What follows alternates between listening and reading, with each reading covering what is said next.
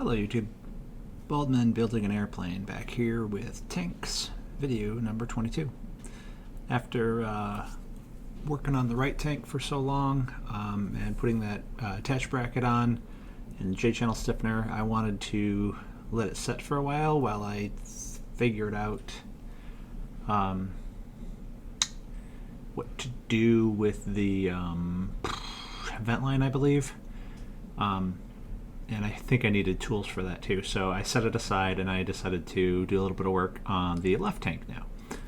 So we're repeating pretty much everything we did with the right tank. Now we're going to do it with the left tank.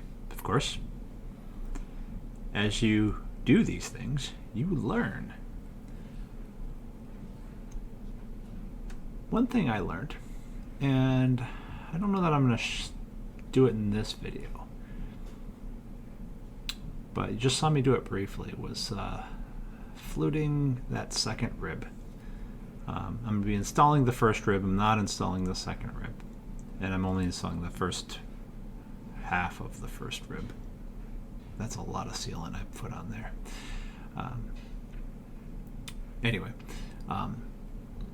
yeah, I fluted that second rib because I didn't feel it lined up when I was putting the clecos in very well. Okay, so I'm not sure why, but apparently I was using my Nipex pliers to set some of the rivets on that one.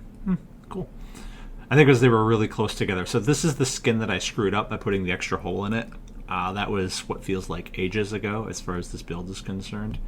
But yeah, right here in this nose rib area is where I have an additional hole in the skin where I had to make 2 additional rivet holes, one on each side of it to sort of secure it.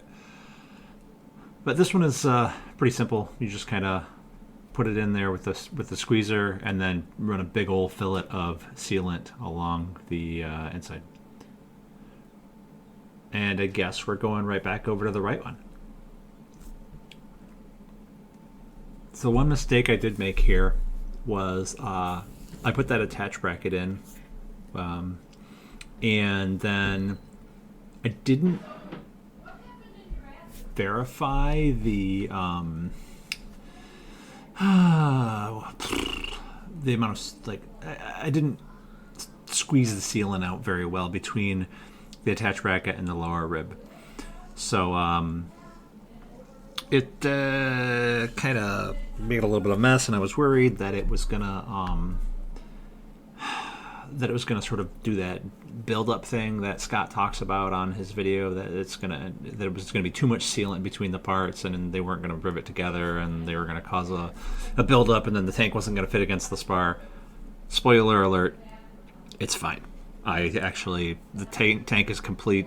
I had tested it as far as its fit against the spar, and it's fine. So, yeah, I was a bit worried when I was setting these rivets because of that. Also, setting these rivets was a pain in the butt the first time. I have since learned a few things, and I figured out how to do it a lot better on the other one. But yeah, this one I was using the double offset and like 60 psi on a 3x rivet gun, and they just were not setting. They were mushing over, or they were not. They were longer rivets. So double offset means that the force isn't translated super well to the rivet, and then also it's longer, so there's even more force required. Tip: the longer the rivet set and or the more turns in it, you need a lot more pressure. I turned the pressure up to like 70 or 80 psi. I think it was almost like 80 psi when I did get them again, and it was amazing. So anyway, that's the end of this one. Come back, and I think we're going to work on the fuel sender. We'll see. See you then.